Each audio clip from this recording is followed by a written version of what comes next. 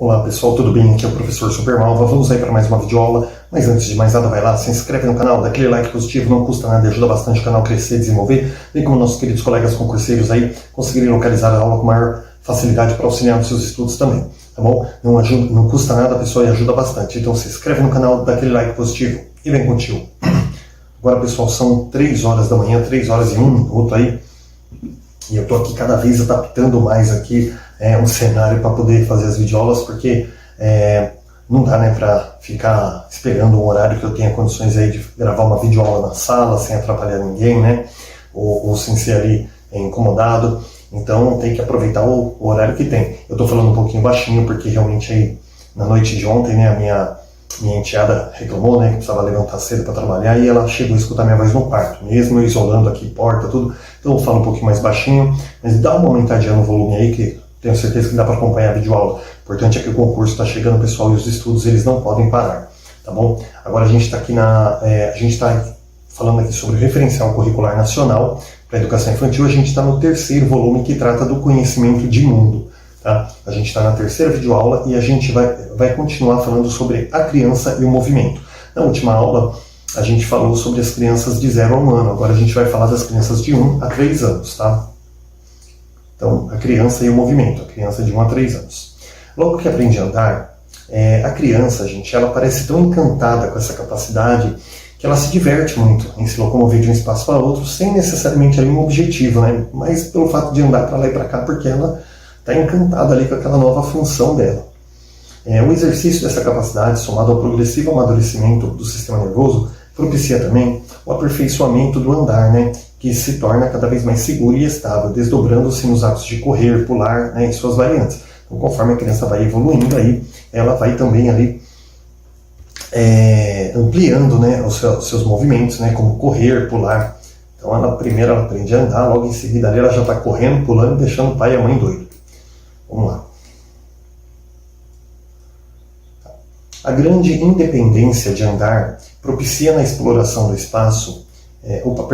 A grande independência que andar propicia na exploração do espaço, ela é acompanhada também por uma maior disponibilidade das mãos, né? A criança dessa idade é aquela que não para, né? Ela mexe em tudo, explora, pesquisa. Então essa questão da independência do andar aí, ela também vai acompanhando aí por uma disponibilidade aí das mãos, ou seja, né, a criança, a partir do momento que ela começa a andar, ela começa a explorar os objetos em volta ali, que ela antes não conseguia, porque não conseguia alcançá-los, né? Então é onde a criança começa a mexer em tudo ali, aquela curiosidade que deixa ali, no caso, quando você vai na casa de uma pessoa, né, a pessoa fica toda incomodada ali, porque fala, puxa vida, essa criança não para de mexer, os pais não falam nada. É bem complicado, né? Uma fase bem complicada, mas faz parte aí da idade da criança.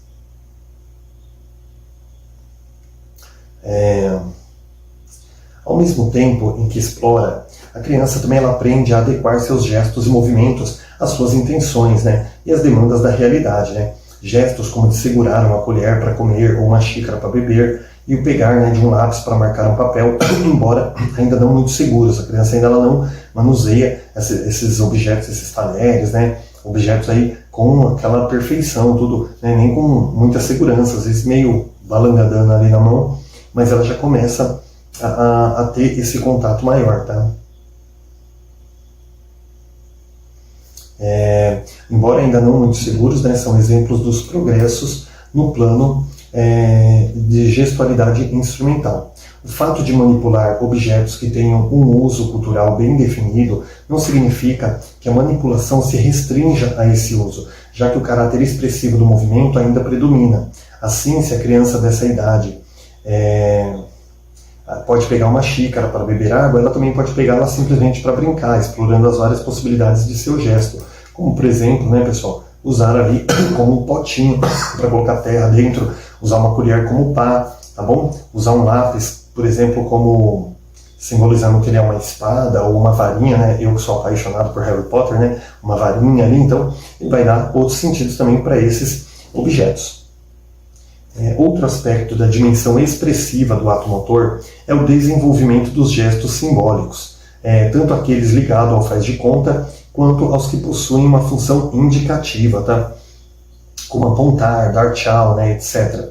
No faz de conta, pode-se observar situações em que as crianças revivem uma cena, recorrendo somente aos seus gestos. Por exemplo, quando colocando os braços na posição de ninar, os balançam fazendo de conta que estão embalando uma boneca. Nesse tipo de situação, a imitação ela desempenha, né, um importante papel. Então assim, gente, não faz de conta, a criança ela vai dando novos significados ali, inclusive o significado de imitação para determinadas coisas. Por exemplo, esse gesto de ninar, né? Ou então a criança faz um gesto assim, ó, como se estivesse dirigindo um carro, né? Sucessivamente, gente. Então ela também não faz de conta, a criança ela vai imitando situações ali da vida real, só com a imaginação dela através dos gestos, tá? No plano da consciência corporal, deixa eu só dar uma formatada aqui, senão eu fico perdido no texto. No plano da consciência corporal, nessa idade, a criança ela começa a reconhecer a imagem do seu corpo, né? O que ocorre principalmente por meio das interações sociais que estabelece e das brincadeiras que faz diante do espelho. Nessas situações, ela aprende a reconhecer as características físicas que integram a sua pessoa, o que é fundamental para a construção da sua realidade. Então assim, gente, a gente tem aquela coisa de achar que tudo é muito óbvio, né? Ó, por exemplo, aqui, ó, o que eu estou fazendo? Eu estou dando tchau. Mesmo que eu não estivesse vendo na câmera, né? Se eu faço assim, ó, eu vejo que eu estou dando tchau. A criança não. Ela olha e ela não entende aquele movimento que ela está fazendo. Quando ela olha no espelho, ela se vê dando tchau para si mesma. Aí ela fala, puxa, eu estou dando tchau, olha que legal. Quando a criança faz um joia assim, ó, ela não olha para o dedo dela assim, ó, nossa, eu estou dando joia. Não, ela faz assim para a pessoa. E se ela fizer isso em frente ao espelho, ela se vê dando joia. Então ela fala, puxa, olha que legal ela dando joia, coloca o dedo para cima, né? Então ela tem muito essa questão do visual. Por isso é tão importante um espelho na sala de aula, na educação infantil, para que a criança ela possa se apropriar da sua imagem também, reconhecendo a sua imagem, né, a imagem do seu corpo ali, e as funções que consegue desempenhar através também dos gestos. Agora a gente vai falar sobre crianças de 4 a 6 anos, tá? Então, dando sequência aí na criança em movimento, agora a gente vai falar sobre crianças de 4 a 6 anos, que aqui já seria a pré-escola, tá? Nessa faixa etária, constata-se uma ampliação do repertório dos gestos instrumentais, os quais contam com uma progressiva precisão. Atos que exigem coordenação de vários segmentos motores e o ajuste a outros objetos específicos, né? Como recortar, colar, encaixar pequenas peças, né? Sofisticam-se. Ao lado disso, permanece a tendência lúdica da motricidade, sendo muito comum que as crianças, durante a realização de uma atividade, desviem a direção do seu gesto. É o caso, por exemplo, da criança que está recortando e que de repente põe-se a brincar com a tesoura, transformando-a num avião ou numa espada. Então aqui, pessoal, na educação pré-escola, a criança ela vai ter ali uma ampliação desse repertório de gestos. Então, às vezes ela está trabalhando com a tesoura ali, cortando papel, ela fica tão encantada com aquele abre e fecha da tesoura, né, que ela acaba transformando a tesoura num avião, num caça ou numa águia, né, com o seu bico ali, ó, tentando morder alguma coisa. Até mesmo, gente, ela vai usar esse gesto da tesoura e depois fazer com a mão, né, fingindo que está cortando, olha, eu vou te cortar, né, e brinca com o bracinho do amigo ali com o dedo. Então a criança não só vai ampliando, como ela vai buscando novos significados para aquilo, novos gestos para aquele objeto, ainda que não sejam gestos que correspondam à função original do objeto. Mas a criança ela vai ampliando isso através da sua imaginação também. Gradativamente, o movimento ele começa a submeter-se ao controle voluntário, o que se reflete na capacidade de planejar e antecipar ações, ou seja, de pensar antes de agir, né, no desenvolvimento crescente de recursos de contenção motora. Então, assim, a possibilidade também de planejar, né, seu próprio movimento mostra-se presente. Por exemplo, nas conversas entre crianças, em que uma narra para a outra o que e como fará para realizar determinada ação, né? Tipo, eu vou lá, eu vou pular assim, eu vou pegar tal coisa. Então eles vão gesticulando, tá? Então, assim, gradativamente, esse movimento ele começa a se submeter a um controle voluntário, ou seja, a criança começa a dominar através do movimento ali, né, o que ela quer fazer, o que ela está querendo dizer, o que ela está querendo expressar, tá? E isso aí reflete aí na capacidade de planejar e antecipar ações, né? Ou seja, assim, a criança fala assim, eu vou lá e eu vou pegar, eu vou socar ele e eu vou catar ele pelo pescoço, né? Claro, Deus o livre, a criança não pode fazer isso, mas um exemplo que a gente está falando aqui, que é justamente sobre essa questão, tá? dela planejar, né, o seu próprio movimento e inclusive exemplificar isso para outra criança. Os recursos de contenção motora, por sua vez, se traduzem no aumento do tempo que a criança consegue manter-se numa mesma posição. Vale destacar o enorme esforço que tal aprendizado exige da criança, já que quando o corpo está preparado, ocorre uma intensa atividade muscular para mantê-lo na mesma postura. Do ponto de vista da atividade muscular, os recursos de expressividade correspondem à variação do tônus, né, ou seja, grau de tensão do músculo, que correspondem também pelo equilíbrio e sustentação de posturas corporais. Gente, que parágrafo chato, né? Mas eu vou explicar. Então, assim, os recursos ali da contenção motora se traduz aí quanto ao tempo em que a criança consegue ficar numa mesma posição. Você pode ver que a criança está em constante, né, movimento ali, se mexendo para lá e para cá, ela não consegue ficar parada, porque a criança está descobrindo os movimentos do corpo, o corpo está completamente cheio de energia, então ela não vai conseguir ficar muito tempo parada ali. Tá? Então você vai conseguir avaliar esse tipo de coisa, destacando aí, inclusive, um enorme esforço, né, que exige ficar parado. Gente, é muito difícil ficar parado. Se você fizer um teste aí, 5 minutos, eu digo para vocês, vocês não conseguem ficar 5 minutos imóveis, como aqueles guardas reais, né, lá da Inglaterra, vocês não conseguem ficar 5 minutos imóveis, nem de pé, nem sentado. Gente, é uma coisa que parece que cansa 10 vezes mais do que você estar em movimento. Tá? Então é importante ressaltar isso, para que a gente consiga valorizar também e compreender por que a criança ela se mexe tanto, tá bom?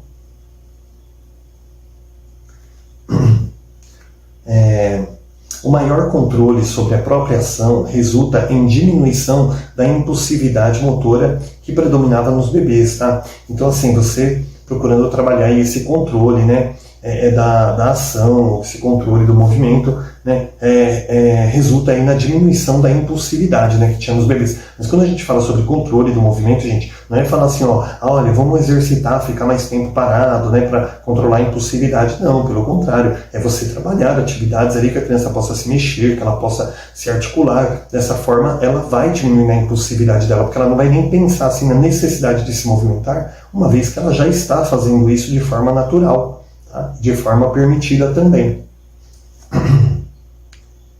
É grande o volume de jogos, o volume de jogos e brincadeiras encontradas nas diversas culturas que envolvem complexas sequências motoras para serem reproduzidas, tá? Propiciando conquistas no plano de coordenação e precisão do movimento. Então, assim, gente, é uma variedade gigantesca de jogos e brincadeiras que envolvem aí movimento, né? Que envolve,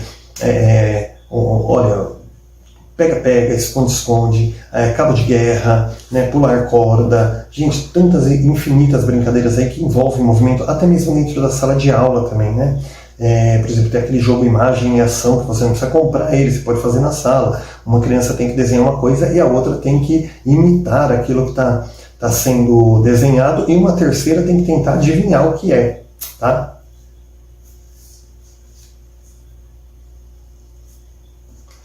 As práticas culturais predominantes e as possibilidades de exploração oferecidas pelo meio ao qual a criança vive permitem que ela desenvolva capacidades e construa repertórios próprios. Por exemplo, uma criança criada num bairro em que o futebol é uma prática comum poderá interessar-se pelo esporte e aprender a jogar desde cedo. Uma criança que vive à beira de um rio, utilizando, por exemplo, como forma de lazer pela comunidade, provavelmente aprenderá a nadar, sem que seja preciso entrar numa escola de natação. Como pode ser o caso de uma criança em ambiente urbano, né? Habilidades de subir em árvores, escalar alturas, pular distâncias, certamente serão mais fáceis para crianças criadas em locais próximos à natureza, ou que tenham acesso a parques ou praças, né?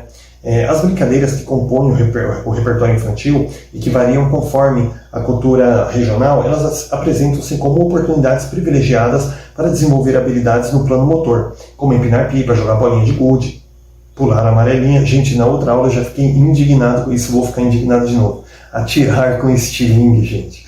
Se cair na prova essa questão do estilingue, vocês vão considerar certo, tá bom? Porque aqui considera. Mas, gente, na prática, me perdoa, só um doente mental para colocar um estilingue aqui, gente. Meu, quem vai dar estilingue para uma criança na escola, gente? Pelo amor de Deus. Qual a função pedagógica de um estilingue, gente? Acertar um resultado de uma conta de matemática que não é, né? É para acertar qualquer coisa ali.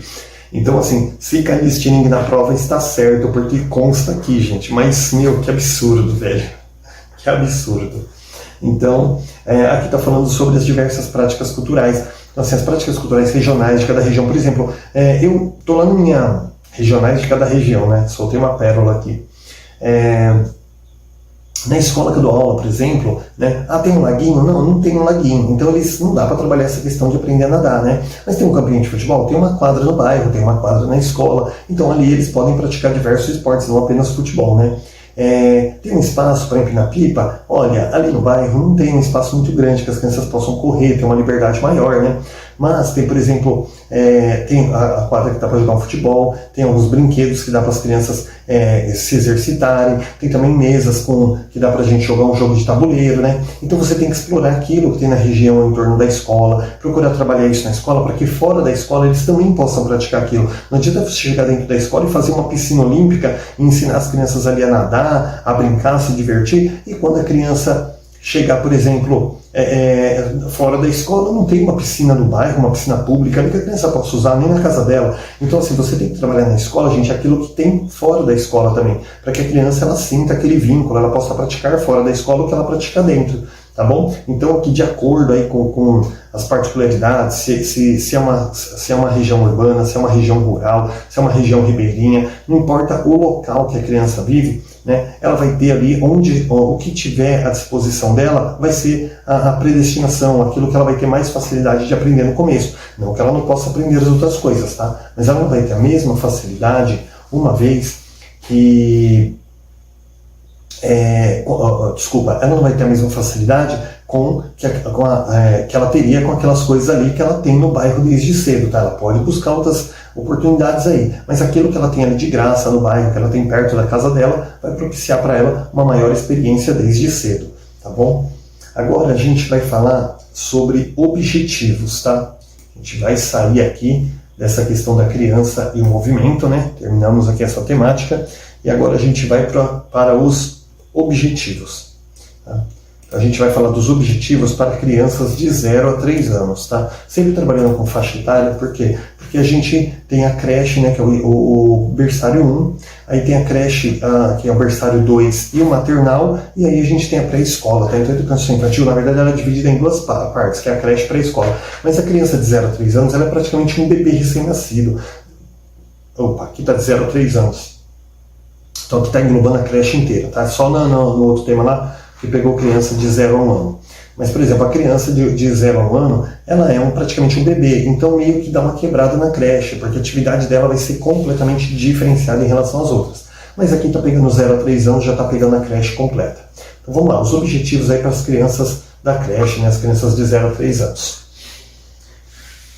A prática educativa, ela deve se organizar de forma a que as crianças desenvolvam as seguintes capacidades. Então a gente tem que trabalhar uma prática educativa para que as crianças desenvolvam capacidades. Quais capacidades? Eu vou dar um joinha para cada tópico aqui, tá?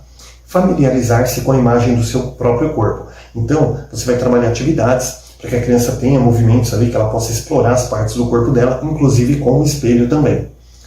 Segundo, explorar as possibilidades de gestos e ritmos corporais para expressar-se nas brincadeiras e nas demais situações de interação, como danças, né? Você pode até fazer, por exemplo, ali, não um professor convencional, mas, por exemplo, se tem um professor de capoeira no bairro, ele se dispõe a fazer um projeto ali na escola, né? Pode ser dada ali uma aula de capoeira também para que a criança explore, né, os movimentos do seu corpo.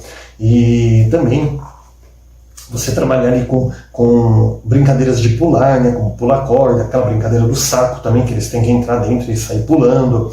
Brincadeiras também de velocidade, mas desde tudo com segurança, né? Então você tem que garantir para a criança também essas capacidades, né, de correr, pular, explorar as diversas formas aí de trabalhar com o movimento. Terceiro, deslocar-se com destreza progressiva no espaço ao andar, correr, pular, né? Desenvolvendo atitude de confiança nas suas próprias capacidades motoras. Então a criança aprender a andar, correr, pular ali com segurança e também sentir-se segura para fazer isso, tá? Desenvolvendo aí atitude de confiança, né, nas próprias capacidades motoras também, né? Ou seja, ela sentir essa confiança nela mesma. E por último aqui, pessoal, explorar e utilizar os movimentos de preensão, que é aquele movimento de agarrar, né? Encaixe, lançamento, para o uso de objetos diversos, ou seja, a criança aprender, né? Gente, isso aqui não precisa nem ensinar, né? A criança aprende a fazer isso aqui, que é uma beleza, né? Que seria o quê? Agarrar, encaixar, lançar também, né? Que seria jogar objetos assim, são coisas que eles aprendem naturalmente. Para as crianças de 4 a 6 anos, né? Vamos ver aqui. Os objetivos aí para crianças de 4 a 6 anos. Para essa fase, os objetivos estabelecidos para a faixa etária de 0 a 3 anos deverão ser aprofundados e ampliados, garantindo-se oportunidades para que as crianças sejam capazes de... Então, aqui está falando que são praticamente os mesmos objetivos de 0 a 3 anos para as crianças de 4 a 6, tendo em vista que eles têm que ser aí aprofundados e ampliados, tá? Criando aí, garantindo oportunidade para que as crianças sejam capazes de ampliar as possibilidades expressivas do corpo movimento, do próprio movimento, utilizando gestos diversos e ritmo corporal nas suas brincadeiras, danças, jogos e demais situações de interação. Ou seja, nessa faixa etária, a criança já vai ter o domínio aí da dança, de pular, de correr, tá bom? Coisa que na creche vai ser trabalhado no início. Explorar diferentes qualidades e dinâmicas do movimento, como força, velocidade, resistência, flexibilidade, conhecendo gradativamente os limites e as potencialidades do seu corpo, tá? Então a criança vai aí explorar diferentes aí formas, né, de qualidades aí dinâmicas do próprio corpo, né? Como força, né? Ele pode brincar aí de uma queda de braço, velocidade, né? Quem ganha, resistência, quem consegue correr mais tempo, brincar mais tempo, né? Flexibilidade, né? Como por exemplo um espacate, ou você agachar sem dobrar o joelho para ver se alcança o pé, por aí vai. Então, diversas dessas atividades também. Controlar gradualmente o próprio movimento, aperfeiçoando os seus recursos de deslocamento e ajustando suas habilidades motoras para a utilização em jogos, brincadeiras, danças e demais situações, tá? Então, controlar aí gradualmente aí o próprio movimento, aperfeiçoando, né, seus recursos aí de deslocamento, ou seja, tendo o domínio pleno do próprio movimento do seu corpo, tá? Ajustando isso, essas habilidades através aí para serem utilizadas através de jogos, brincadeiras, danças, tá? Eu tô morrendo de calor aqui, a cozinha é super abafada porque eu isolo tudo e não peguei o ventilador. Meu Deus, daqui a pouco eu caio aqui. Vamos lá, gente, ó. Utilizar os movimentos de preensão, né, que é agarrar, encaixe, lançamento, para ampliar suas possibilidades de manuseio dos diferentes materiais e objetos, tá? Então, ampliar esses mesmos objetivos que foram trabalhados aí na creche, tá? Que é o movimento de agarrar, de encaixar, de lançar, tá bom? Ampliar nessas possibilidades.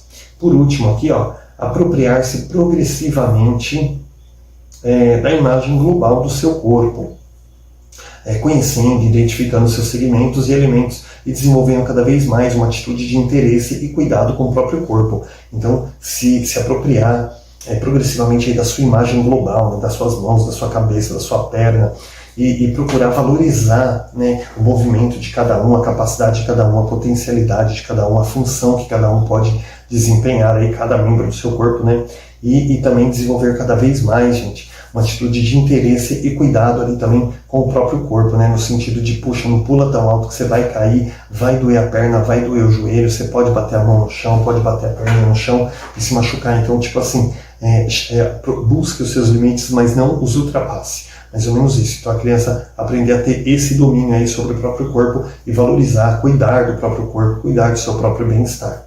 Tá?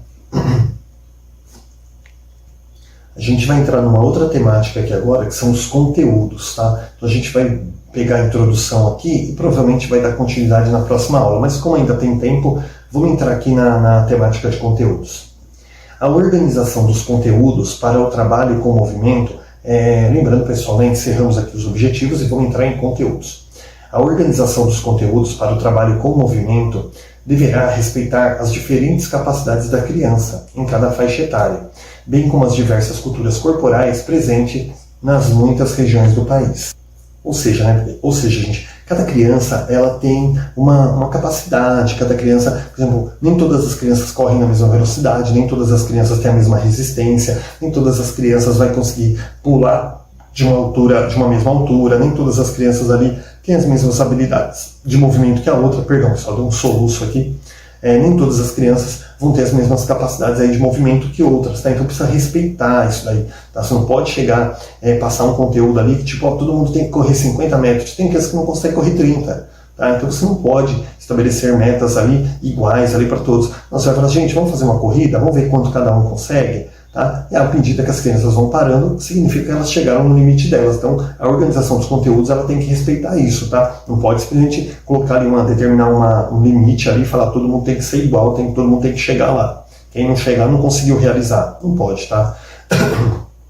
Também as diversas culturas corporais, né, presentes nas muitas regiões do país. Por exemplo, você vai chegar, né, numa determinada escola, numa determinada região, onde as crianças gostam muito de dançar, as pessoas, né, fazem muitas festas, dançam, mas aí você quer trabalhar com esporte, né, e aí a criança ela quer fazer gestos de dança, aquela coisa que você fala, não é para dançar na escola, é para fazer esporte, é para praticar esporte, você tem que treinar o seu corpo para esporte, mas a criança é voltada para aquilo. Gente, qualquer que seja o âmbito, tá? Isso foi só um exemplo. Então você tem que trabalhar aí também respeitando as culturas corporais presentes aí na região, tá, do país. Por exemplo, você vai aí de repente numa região onde todo mundo luta capoeira, joga capoeira, né, que fala.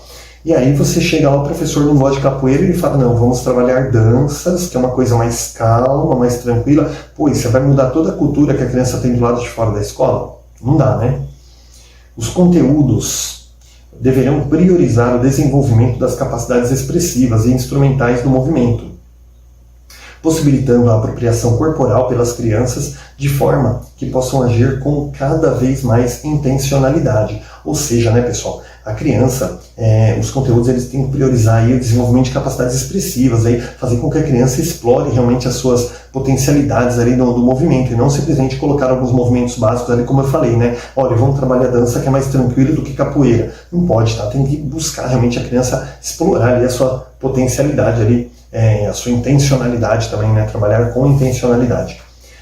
Devem ser organizados num processo contínuo e integrado que envolve múltiplas experiências corporais, possíveis de serem realizadas pela criança sozinha ou em situações de interação. Então, assim, sempre colocar atividades ali que a criança possa explorar mesmo os seus limites, mas atividades que ela possa praticar ali sozinha, né, ou com uma interação com outra criança. Você também não vai colocar assim, ó, vamos escalar o teto da escola aí, a parede da escola até chegar no teto, a criança não vai conseguir, né? Você tem que colocar ali uma atividade que também ela consiga realizar. Tá? Não adianta lançar desafio que a criança não consiga realizar. Os diferentes espaços e materiais, os diversos repertórios de cultura corporal expressos em brincadeiras, jogos, danças, atividades esportivas e outras práticas aí sociais, são algumas das condições necessárias para que esse processo ocorra, tá? Então você tem diversos espaços, diversos materiais aí para trabalhar, e também trabalhar os diversos repertórios de cultura, de cultura não, gente, pelo amor de Deus, de cultura corporal. Eu ia falar corporal, saiu cultura. De cultura corporal também, tá? Expressos aí nas brincadeiras, tá? Como eu falei, desde o esporte, né? Correr, pular, dançar e também, né? Outras práticas aí que sejam de manifestação do interesse da criança. Desde que não seja bater nenhum colega, nem machucar nenhum colega. Os conteúdos, eles estão organizados em 2 blocos. O primeiro se refere às possibilidades expressivas do movimento, ou seja, de expressão, né, de você se expressar realmente, né, ó, joia, tchauzinho, né, ok, viu? E outros, né, então assim, expressivo. E o segundo, do seu caráter instrumental, ou seja, gestos assim como, por exemplo, de pegar, de agarrar, né, de empurrar, de jogar, tá bom? Gente, a gente vai falar sobre expressividade agora, que são um dos 2 conteúdos aí, um dos 2 blocos, né, dos conteúdos, tá? Só que a gente vai fazer isso na próxima aula, que aqui já deu o horário. Então a gente vai dar continuidade aí, tá bom? Não esquece de se inscrever, de dar aquela curtidinha. Bons estudos, pessoal, até a próxima aula. Não esqueçam aí para a gente poder dar continuidade, tá bom? Bons estudos.